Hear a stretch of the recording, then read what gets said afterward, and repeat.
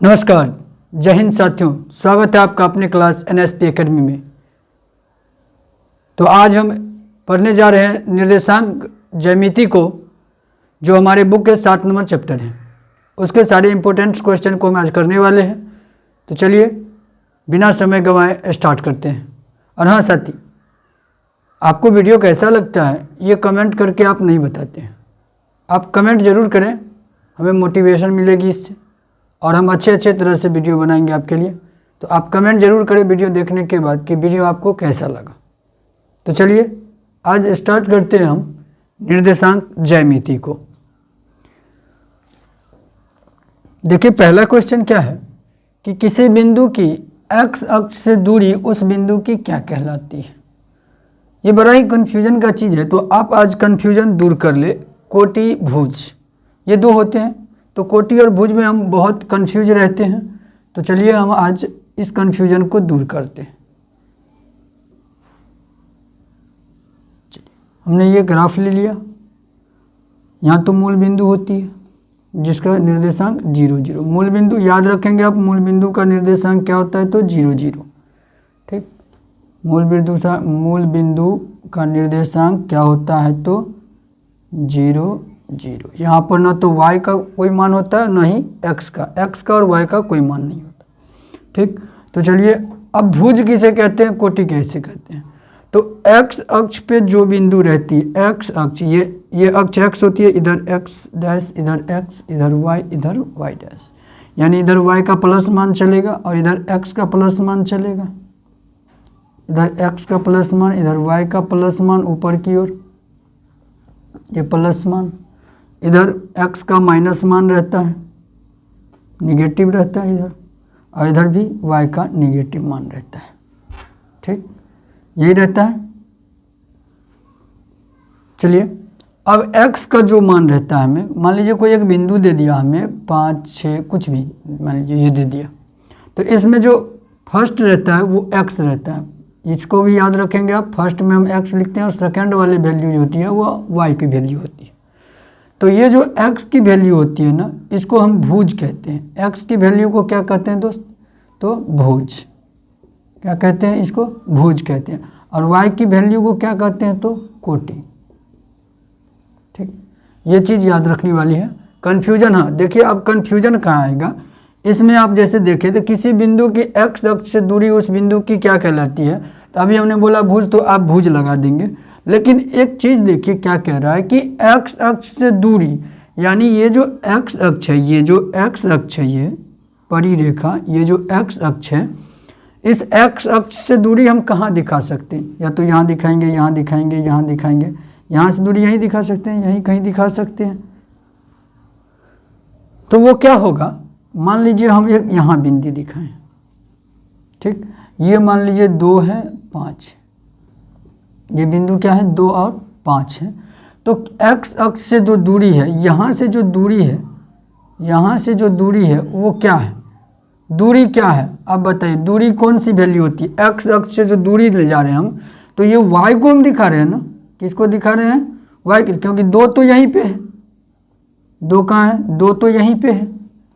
लेकिन हम जो दूरी ये नाप रहे हैं ये किसके लिए, तो किसके लिए, तो y अक्ष के लिए नाप रहे हैं ना, 5 के लिए नाप रहे हैं ना हम। तो ये अब देखिए यहाँ से ये दूरी वाला जब ये आ जाए तो आप उल्टा काम करेंगे, यानी कि x अक्ष दे रखा है, लेकिन x अक्ष से दूरी, x अक्ष से दूरी, x अक्ष से हम किसके लिए दूर जा रहे हैं, तो y के लिए हम दूर जा रहे हैं। तो यानी y के लिए दूर जा रहे हैं, तो y को हम क्या कहते हैं तो कोटि। यानी इस सवाल का आंसर क्या हो जाएगा तो कोटि। क्या हो जाएगा, कोटि। समझ में आया होगा क्या बोले हम, x अक्ष से दूरी कह रहा है। अगर यहाँ यहीं पर रहता कि किसी बिंदु का x अक्ष क्या कहलाता है, दूरी नहीं रहता, सीधे रहता किसी बिंदु का x अक्ष क्या कहलाता है तो भुज कहते हैं। लेकिन x अक्ष से दूरी, x अक्ष से दूरी कह रहा है यहाँ पर, यानी x अक्ष से जो दूर जाएंगे वो हम किसके लिए जाएंगे, हमारा x का वैल्यू तो यहीं पे है, अपने ही अक्ष पे रहता है। लेकिन x अक्ष से जो हम दूर जा रहे हैं वो दूर जा रहे हैं किसके लिए, तो y के लिए ना। तो y के लिए दूर जा रहे हैं तो वो y की हम वहाँ पर वैल्यू की बात हो रही है, तो वो क्या है तो कोटि कहते हैं उसे ना। तो यहाँ पर आंसर क्या हो जाएगा, कोटि। समझ में आया होगा। तो चलिए ये सब बातें याद रखें कि मूल बिंदु का निर्देशांक 0 0 होता है। कोई एक बिंदु दे दिया है तो उसमें x अक्ष को भुज कहते हैं, y अक्ष को कोटि कहते हैं। फर्स्ट में हम x अक्ष को लिखते हैं और सेकेंड वैल्यू y अक्ष की होती है। ये सब चीज़ें याद रखेंगे। ठीक, चलिए अब अगले सवाल को देखते हैं। तो आइए, क्वेश्चन नंबर 2 रहा ये, किसी बिंदु की y अक्ष से दूरी उस बिंदु की क्या कहलाती है। अभी देखे थे x अक्ष से दूरी क्या कहलाती है, अब y अक्ष से दूरी क्या कहलाती है। लीजिए मैंने एक ग्राफ बनाया और y अक्ष से दूरी कहता है, तो मान लीजिए y की वैल्यू जो होगी, y की जो वैल्यू होगी अगर हम यहाँ रखते हैं, y को हम ले लेते हैं, तो y की वैल्यू अगर यहाँ पर 3 है और x की वैल्यू कितनी होगी, तो 4, मान लीजिए ये 4 है। ठीक, अब y अक्ष से जो हमको कहता है दूरी निकालने के लिए, तो y अक्ष से हम अगर इधर चलेंगे तो ये किसके समांतर, x अक्ष के समांतर चलेंगे ना। तो x के लिए हो गया ये, इसका जो यहाँ पर मान लीजिए ये 3 है और यहाँ पर भी हम ले लेते हैं 3, तो यह छोड़िए कोई अलग सा भिन्न सा मान लेते हैं, जो मान लीजिए 4 है। तो चलिए 3 और यहाँ पर जैसे x है तो x को हम पहले दिखाएंगे, तो x को पहले दिखाएंगे, y को बाद में। तो y अक्ष तो यहीं पे है, लेकिन y से जो हम दूरी नाप रहे हैं, y से जो हम दूरी नाप रहे हैं, ये किसके लिए नाप रहे हैं, तो x के लिए नाप रहे हैं। किसके लिए, तो x के लिए नाप रहे हैं ना। y से दूरी हम x के लिए नापते हैं और x से दूरी हम किसके लिए नापते हैं, y के लिए। यहाँ से हम चलेंगे किसके लिए, y के लिए, और इधर से चलेंगे तो x के लिए। तो y अक्ष से दूरी किसके लिए, तो x अक्ष के लिए, और x अक्ष से दूरी किसके लिए, तो y के लिए। तो यहाँ से क्या हो जाएगा, तो उल्टा काम होगा कि x अक्ष को हम भुज कहते हैं तो x अक्ष से दूरी को हम कोटि कहेंगे, y अक्ष को हम कोटि कहते हैं तो y अक्ष से दूरी को हम क्या कहेंगे, तो भुज कहेंगे। इस बात को आप समझ पा रहे हैं। यहाँ पर देखिए क्या, x अक्ष से दूरी की बात हो जाए तो आप उल्टा काम, y अक्ष को हम कोटि कहते हैं लेकिन y अक्ष से दूरी को हम भुज कहेंगे। x अक्ष को हम भुज कहते हैं लेकिन x अक्ष से दूरी को हम क्या कहेंगे, x अक्ष से दूरी यानी कोटि। ठीक, तो इसको याद रखेंगे। जैसे यहाँ पर y अक्ष से दूरी उस बिंदु की क्या होगी, y अक्ष से दूरी उस बिंदु की क्या होगी, तो भुज होगी, क्योंकि वहाँ पर x को हम दिखाएंगे तो ये भुज होगी। तो क्या हो जाएगा इसका ऑप्शन, ए नंबर ऑप्शन। समझ पाए होंगे। इस कन्फ्यूजन को दूर करना बहुत ज़रूरी है।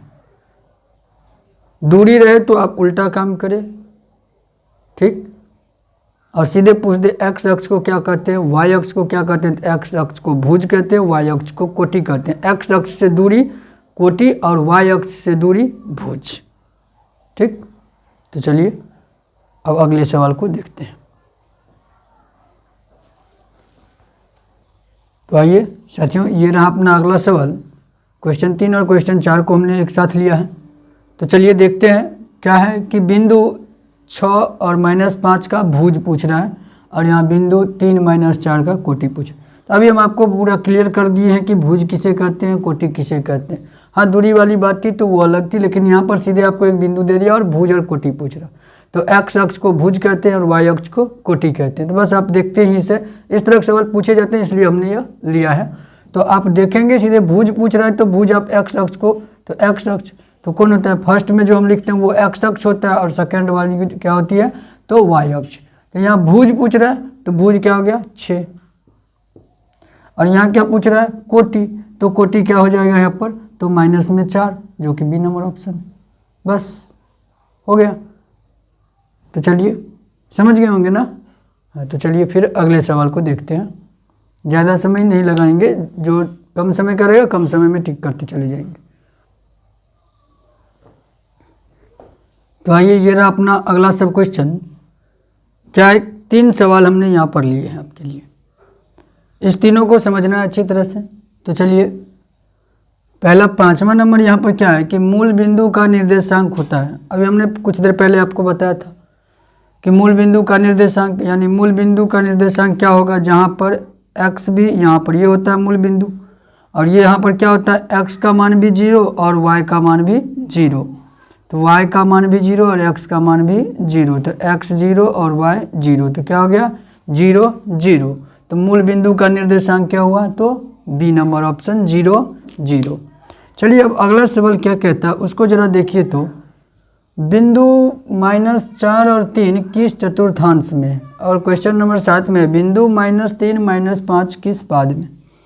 अब ये चतुर्थांश या पाद किसे कहते हैं, तो इसको कैसे बनाए, तो इसके लिए आप जहाँ भी क्लास किए होंगे मैथ का वहाँ तो आप देखे होंगे, और नहीं तो आप चलिए हम बता देते हैं कि क्या होता है चतुर्थांश।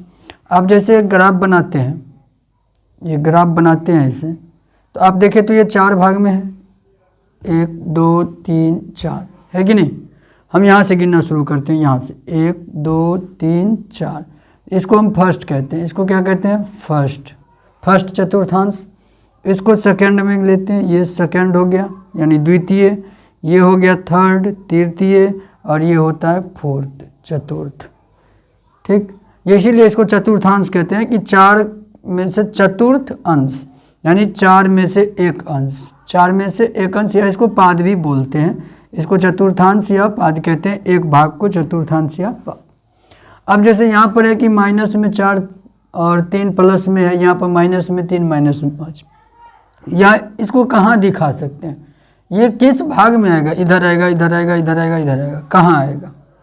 तो आप एक काम करिए, आप दिखाने के लिए, इसको दिखाने के लिए आप एक चीज़ याद रखिए। क्या याद रखेंगे, तो इसको याद रखेंगे क्या कि देखिए यहाँ जो है ये मूल बिंदु है, मूल बिंदु से इधर का जो है x की जो ये x अक्ष है, ये x डैश है, ये y डैश है, ठीक, और ये y है ना।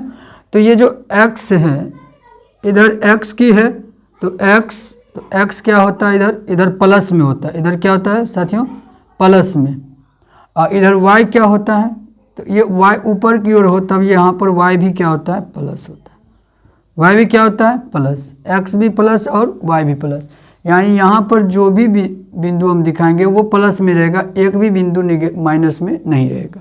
तो प्रथम में क्या आएगा, प्लस प्लस, दोनों का x का भी वैल्यू प्लस में और y का वैल्यू भी प्लस में आएगा। ठीक, ये बात तो आप समझ गए होंगे कि x की वैल्यू भी प्लस में और y की वैल्यू भी प्लस में, कहाँ पर, तो फर्स्ट में, यानी प्रथम चतुर्थांश में।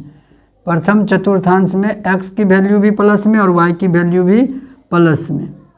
अब रही बात इधर सेकंड की, इसकी, तो इसमें देखिए तो ये तो प्लस में ही है, ये तो प्लस में है, लेकिन इधर x डैश आ रहा है, क्या आ रहा है इधर, x डैश करने का मतलब क्या होता है कि x माइनस में, यानी यहाँ पर x की जो वैल्यू होगी माइनस में होगी और y की वैल्यू क्या होगी, तो प्लस में होगी। x की वैल्यू माइनस में और y की वैल्यू क्या होगी, तो प्लस में होगी। ये होगी सेकंड। अब रही बात थर्ड की यहाँ पर, तो थर्ड में क्या होता है, तो थर्ड में देखें तो आप ये x डैश यानी x की वैल्यू माइनस, और इधर y डैश यानी y की वैल्यू भी माइनस, यानी थर्ड में माइनस और माइनस, x भी माइनस में और y भी माइनस में। ठीक, अब यहाँ पर जैसे चतुर्थ में जाते हैं, चतुर्थ में तो यहाँ पर क्या होता है, यहाँ पर जरा ध्यान दें तो इधर देखिए तो ये x वाला जो बिंदु आएगा, इधर जो x वाला बिंदु आएगा वो प्लस में आएगा, और y वाला बिंदु किस में आएगा, तो माइनस में आएगा ना। x वाला बिंदु प्लस में और y वाला बिंदु माइनस में, तो यहाँ पर क्या हो जाएगा, x प्लस में और y माइनस में। बस इस चीज़ को आप याद रखें, फर्स्ट में प्लस प्लस, सेकंड में माइनस प्लस, थर्ड में माइनस माइनस, फोर्थ में प्लस माइनस। ठीक, बस इसको देखेंगे आप झट से देख लें। देखिए यहाँ पर क्या है कि माइनस में x है और प्लस में y है, -4 3, x की फर्स्ट वैल्यू तो x की ही होती है, तो यहाँ पर माइनस में x और प्लस में y, तो देखें तो ऐसा कहाँ है, माइनस में x प्लस में y, यानी ये क्या है, द्वितीय चतुर्थांश की है। ये बिंदु कहाँ दिखेगी हमें, तो ये बिंदु इस पार्ट में हमें देखने को मिलेगा, तो यानी द्वितीय चतुर्थांश में। अब 7 नंबर में क्या है कि बिंदु -3 -5 किस पाद में, बिंदु -3 और -5 किस पाद में है, तो देखिए तो यहाँ पर माइनस माइनस है, दोनों में माइनस कहाँ पर होता है, तो थर्ड में, दोनों में माइनस कहाँ पर होता है, तो थर्ड में यानी तृतीय में, तो तृतीय हो गया इसका। इस तरह से आपको वहाँ पर अगर दे दिया जाए तो आप बस ये माइनस प्लस का देख लेंगे कि माइनस प्लस क्या है, अगर माइनस माइनस है तो थर्ड में हो गया, प्लस प्लस है तो फर्स्ट में हो गया, प्लस माइनस माइनस और प्लस, यानी पहले हम x की वैल्यू को पढ़ेंगे। ठीक, तो प्लस प्लस तो first, minus plus second, minus minus third, plus minus fourth. अब तो समझ में आ गया होगा। इस तरह के सवाल आप बना लेंगे। हाँ, इसको भी याद रखेंगे, मूल बिंदु का निर्देशांक 0 0। चलिए अगला सवाल देखते हैं आप। तो आइए अपना ये अगला सवाल क्वेश्चन 8 और क्वेश्चन 9। यहाँ क्या है कि बिंदु एक्स वाई की मूल बिंदु से दूरी और अगला में -6 और 8 की मूल बिंदु से दूरी। आप दूरी सूत्र तो जानते होंगे। तो यहाँ पर अगर दूरी सूत्र का हम रखें, दूरी सूत्र के लिए क्या होता है, अगर मान लीजिए कोई दो बिंदु दिया है x1 y1 और x2 y2 दे रखा हो और इस दोनों के बीच हमें दूरी निकालना हो। दो बिंदु है x1 और y1 और x2 y2, इस दोनों के बीच क्या दूरी है, क्या दूरी है, तो कैसे निकालते हैं, तो x2 माइनस x1 का होल स्क्वायर कर देते हैं, प्लस में y2 माइनस y1 का स्क्वायर करते हैं और इसको रूट के अंदर डाल देते हैं। यही होता है इसका सूत्र। x2 माइनस x1 और y2 माइनस y1 कर देते हैं, दोनों को प्लस करके रूट के अंदर डाल देते हैं स्क्वायर के रूप में। ठीक, अब यहाँ पर क्या, लेकिन मूल बिंदु से दूरी कहता है। अब मूल बिंदु से दूरी कहता है, एक तो 0 0 हो गया, एक क्या हो गया 0 0। अब मूल बिंदु से किसी की दूरी निकालना हो तब क्या करें, मान लीजिए मूल बिंदु से दूरी निकालना हो तो क्या करें, मान लीजिए एक यहाँ पर दिया x y, ठीक, और एक बिंदु तो ये हो गया, एक बिंदु क्या हुआ, मूल बिंदु क्या हुआ, तो 0 0। मूल बिंदु यही होता है 0 0। अब इस दोनों के बीच दूरी क्या है, तो मान लीजिए यहाँ पर हम इसको अगर देते हैं x2 और y2, तो x2 minus x1 0 minus x का होल स्क्वायर जोड़ y2 तो 0 और माइनस में y का होल स्क्वायर, इसको रूट के अंदर डालेंगे। तो यहाँ से क्या निकला, 0 में से x माइनस होगा तो कुछ नहीं, तो सीधे यहाँ पर क्या हो गया x स्क्वायर, ठीक, और यहाँ से क्या आ जाएगा y स्क्वायर आ जाएगा, आएगा। तो यहाँ से क्या आ गया x स्क्वायर y स्क्वायर। मूल बिंदु से दूरी x y की मूल बिंदु से दूरी क्या हुई, x स्क्वायर y स्क्वायर। तो कहाँ है, बी नंबर ऑप्शन। अब यहाँ पर जैसे देखिए बिंदु -6 और 8 की मूल बिंदु से दूरी कितना होगा, तो यहाँ हम देख रहे हैं कि जो बिंदु दिया रहता है, अगर मूल बिंदु से उसकी दूरी पूछ रही होती है तो बस कुछ नहीं है कि उसका स्क्वायर करके दोनों को जोड़ के और रूट के अंदर रख देते। तो हम भी वही, अगर वही चीज़ हम यहाँ पर करें, ठीक, क्या है x स्क्वायर, हम x का स्क्वायर कर दें, -6 का स्क्वायर कर दें, प्लस में 8 का स्क्वायर, 8 का स्क्वायर कर दिए, ठीक। अब चलिए इसको हम देखें तो यहाँ पर क्या हो जाएगा 36 और यहाँ पर 64 होगा ना। तो 36 और 64, 36 64 100 और बाहर रूट से बाहर करेंगे तो 10, यही आएगा ना, यही आएगा। तो क्या हुआ, यहाँ से रूट 10 कहते हैं, रूट में 100 और बाहर निकलने के बाद 10। तो इस बिंदु की जो दूरी है -6 और 8 की जो मूल बिंदु से दूरी होगी कितनी होगी, तो 10 होगी, जो कि डी नंबर ऑप्शन में इसका आंसर है। ये तो समझ पाए होंगे कि मूल बिंदु से दूरी, अगर किसी भी बिंदु की दूरी कह दे तो कुछ नहीं करना है, बस दोनों का स्क्वायर करके जोड़ देना है, रूट के अंदर डाल देना। अगर बाहर रूट से हो रहा है तो बाहर कर देंगे, नहीं तो जितना आएगा बस उतना आएगा। क्या, तो अगले सवाल क्यों चले, तो चलिए अगला सवाल देखते हैं। तो आइए क्वेश्चन 10 को देखें। तो बिंदु -5 और 7 और -1 3 के बीच दूरी है। अब इस दोनों बिंदु के बीच दूरी खोजना है। तो अभी हम बता दिए थे आपको दूरी सूत्र, तो अभी हम आपको बताएं कैसे। तो आपको यहाँ पर क्या करना होता है दूरी सूत्र में, कि x2 माइनस x1 का होल स्क्वायर प्लस में y2 माइनस y1 का होल स्क्वायर, यही ना करना होता है, अभी बताए थे। तो चलिए इसको करें आप, x2 यानी सेकेंड बिंदु क्या है ये, ठीक। तो x2 तो फर्स्ट वैल्यू तो x की होती है, तो x2 ये हुआ, x1 ये हुआ, तो माइनस में 1 और माइनस करेंगे, एक माइनस पहले से है तो माइनस माइनस प्लस हो जाएगा, वैसे हम चलिए ऐसे कर दिए हैं, ठीक। अब क्या है कि y2 माइनस y1, y2 कितना 3, y1 कितना है तो माइनस में 7, अब यहाँ ये तो क्या होगा, माइनस में 1 और माइनस माइनस प्लस हो जाएगा, यहाँ से माइनस माइनस प्लस होगा ना, ये 5 माइनस में 5 और माइनस माइनस प्लस 5, ठीक, प्लस ये क्या हो जाएगा, तो ये क्या होगा, तो माइनस में 4 का स्क्वायर। यहाँ तक तो समझ में आ गया होगा। आगे चलिए, अब यहाँ पर देखिए तो क्या होगा, माइनस में 1 प्लस 5 करेंगे तो 4 का स्क्वायर और प्लस में 4 का माइनस 4 का स्क्वायर, माइनस 4 का स्क्वायर, ठीक।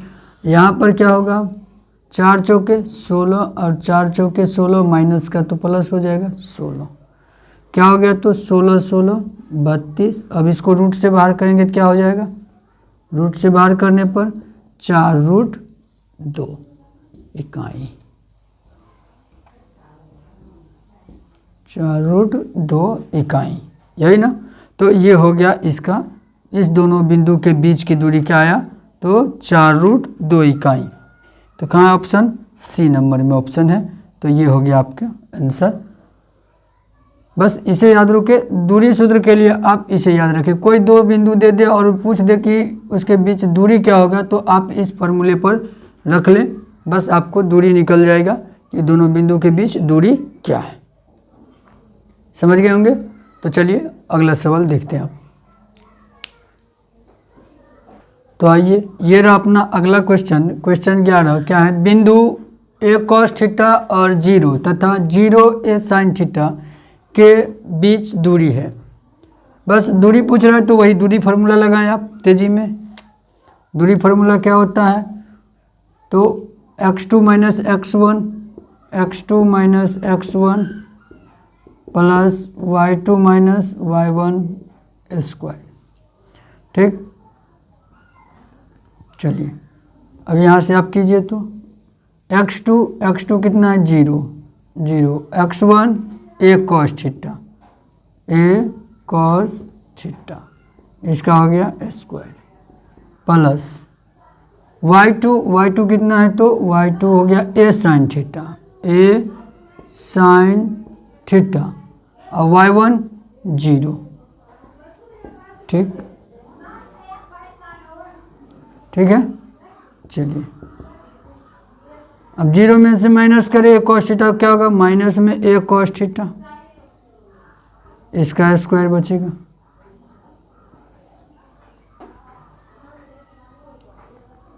यहाँ से क्या आएगा, तो a sin थीटा में से 0 को माइनस करेंगे कुछ नहीं, तो a sin थीटा ही बचेगा, इसका स्क्वायर होगा, ठीक।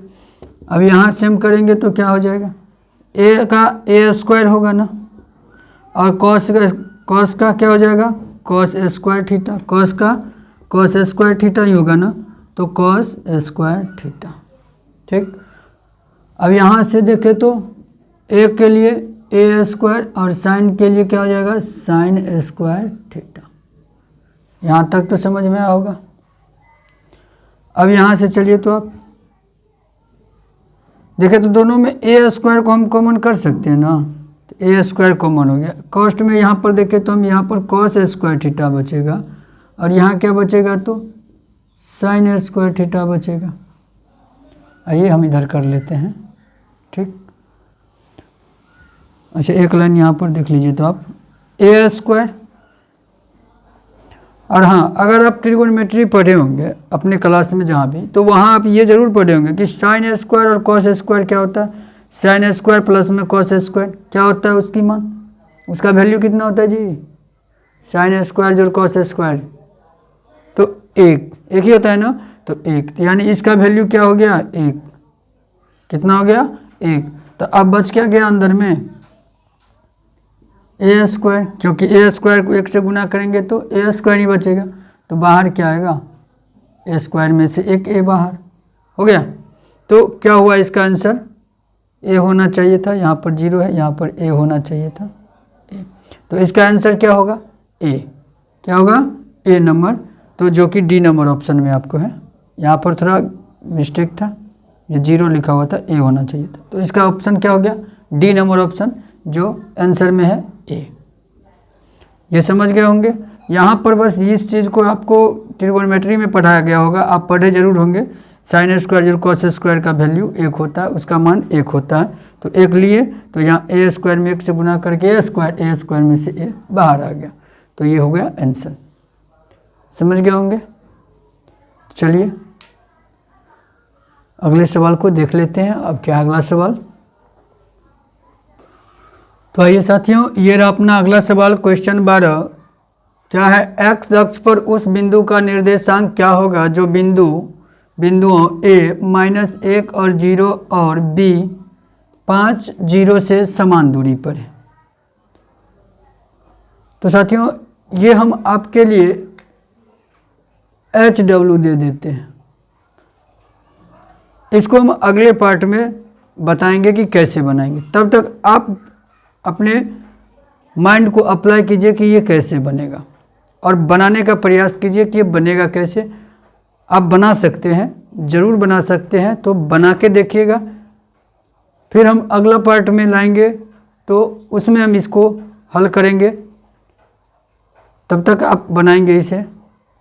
तो चलिए, वीडियो कैसा लगा, क्लास कैसा लगा, आपको अच्छा लगा है तो लाइक कर दें, दोस्तों के साथ शेयर कर दें, और चैनल पर अगर आप नए हैं तो चैनल को सब्सक्राइब कर ले, बेल आइकन को दबा दें। चलिए आज के लिए इतना ही था। आप इसको करके रखेंगे, अगला पार्ट में हम आएंगे तो आपको इसका सल्यूशन दे देंगे। और भी बहुत सारे क्वेश्चंस हैं इसके, तो उस सारे क्वेश्चंस को हम हल करेंगे। आप सेकंड पार्ट देखना ना भूलें, क्योंकि वहाँ पर और अच्छे अच्छे क्वेश्चन हैं। अभी तो शुरुआती ही था, स्टार्टिंग में बहुत ही इजी क्वेश्चन लग रहा था, लेकिन अब जो भी है धांसू क्वेश्चन सभी सेकंड पार्ट में। तो चलिए चलते हैं। जय हिंद, धन्यवाद।